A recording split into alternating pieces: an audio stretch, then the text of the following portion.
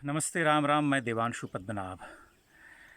देवगढ़ आने के बाद बहुत सारी बाध्यताओं के बावजूद मैं इस क्षेत्र में बिखरे हुए मंदिर समूहों को देख करके चमत्कृत रह गया हूँ। इस समय मैं सहस्रलिंगेश्वर के बाद वराह मंदिर परिसर में खड़ा हूँ। आप देख सकते हैं पीछे वराह की एक प्रतिमा है जो खंडित हो गई है, लेकिन तब भी बची हुई है।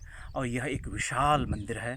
जिस जगती पर मैं खड़ा हूँ वह प्रमाणित करता है कि यह अत्यंत ही बड़ा मंदिर रहा होगा। और इसमें सिर्फ वराह की प्रतिमा ही नहीं, नंदी की प्रतिमाएं और अन्य देवी देवताओं की प्रतिमाएं भी मिलती हैं, जो ये प्रमाणित करती हैं कि ये सभी देवी देवताओं को समर्पित एक मंदिर था, जिसका निर्माण चंदेल राजाओं ने करवाया था। ये सभी मंदिर 8वीं-9वीं शताब्दी से लेकर के 12वीं-13वीं शताब्दी के दौरान बनाए गए और आज तक बचे हुए हैं। बहुत बुरी अवस्था में हैं, भग्नावशेष हो चुके हैं, लेकिन जो कुछ भी हैं वे दर्शनीय हैं। आप अवश्य इस मंदिर को देखने आएँ और मेरी इस छोटी सी भाव यात्रा पर मेरे साथ बने रहें।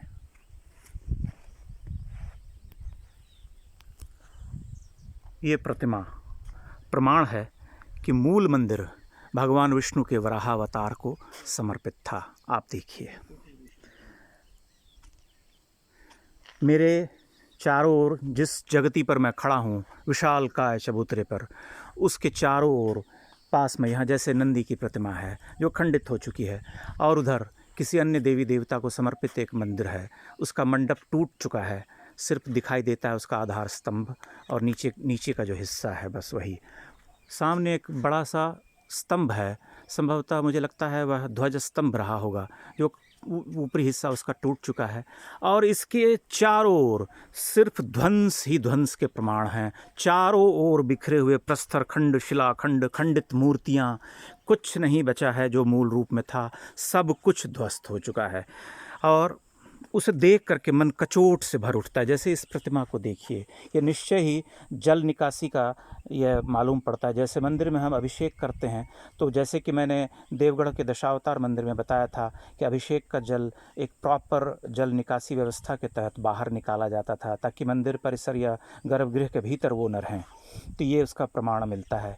ये मंदिर की एक मूर्ति है, हालांकि इसका मुख जो है वह खंडित हो गया है, लेकिन जो कुछ भी है यहाँ से यह स्वतः प्रमाणित करता है कि यहाँ से जल निकासी की व्यवस्था रही होगी। पानी जो हम जल जो चढ़ाते हैं देवताओं को, दूध आदि से अभिषेक करते हैं।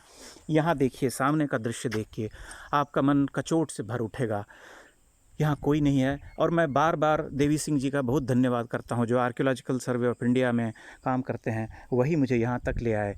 और मैं तो शायद सहस्रलिंगेश्वर भी नहीं देख पाता, मुझे मालूम नहीं था, मैं लौट आता, क्योंकि यहाँ कोई जानता नहीं। यहाँ पर जब आप धीरे धीरे घूमते हैं तो ये जो बिखरे हुए, जो पूरे टूटे फूटे भग्नावशेष पड़े हैं, उनमें आप देखेंगे चक्राकार शिलाएं हैं। ऊपर जो शिखर के ऊपर जो कलश स्थापना होती है, उसके पहले का जो आमलक बताया था, वे खंडित पड़े हुए हैं। इससे प्रमाणित होता है कि यह एक विशाल मंदिर का क्षेत्र था। इसका जो जगती है, जो चबूतरा जिसे हम कहते हैं, जिसके ऊपर ये मंदिर खड़ा हुआ था, ये अब तक बचा हुआ है, बना हुआ है और अत्यंत ही बड़ा विस्तृत है, जो बार बार कहूँगा कि प्रमाणित करता है कि यह एक बड़ा सा मंदिर रहा होगा, भव्य रहा होगा, दिव्य रहा होगा अपने गौरवशाली दिनों में। लेकिन अब कुछ नहीं बचा है, लेकिन तब भी दर्शनीय है, क्योंकि ये आपको बार बार इस चीज़ का ध्यान दिलाते हैं, इस सत्य का ध्यान दिलाते हैं कि आपके पूर्वजों ने आपके लिए क्या बनाया था, क्या क्या निर्मित करके वो गए थे। The wonder that was India. बार बार मन इस पंक्ति को दोहराता है और मन थोड़ा क्लांत भी हो जाता है। यहाँ पर आप देखिए प्रतीक चिन्ह हैं, कमल के पुष्प बने हुए हैं, लेकिन ये सब कितनी बुरी अवस्था में है। ये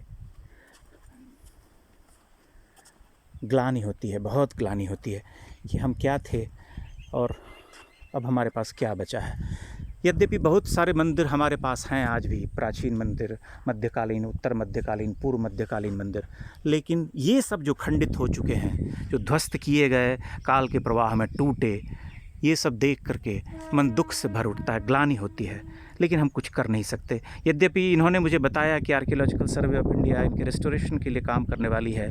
यहाँ से यहाँ तक आने के लिए रास्ते भी बनाए जा रहे हैं ताकि लोग यहाँ आ सकें, लेकिन इन सब को जोड़ पाना और कुछ खड़ा कर पाना वह तो असंभव होगा, वह नहीं हो सकता।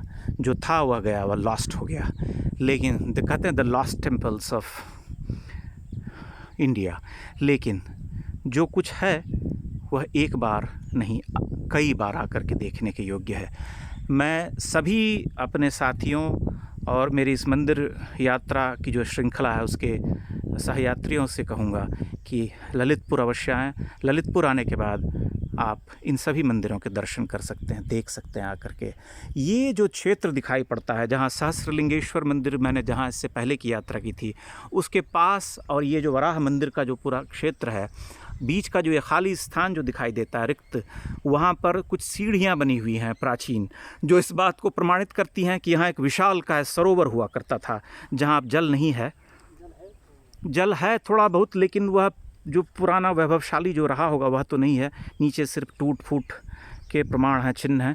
ये देखिए कितनी सुंदर सुंदर नक्काशियों वाले स्तंभ और दीवारें यहाँ खंडित नीचे पड़े हुए हैं, टूटे फूटे, सब कुछ क्लांत बिखरा हुआ। ये सरोवर का प्रमाण यहाँ से मिलता है। वर्षा ऋतु में यह बहुत सुंदर हो जाता होगा। मैं सभी लोगों से आग्रह करूँगा कि ग्रीष्म के बाद यहाँ आएँ, वर्षा ऋतु में आएँ, चाहे शरद में आएँ, शिशिर में आएँ, लेकिन आएँ अवश्य और देखें इस मंदिर को। इन्हीं शब्दों के साथ मैं विदा लेता हूँ। बहुत बहुत धन्यवाद। प्रणाम।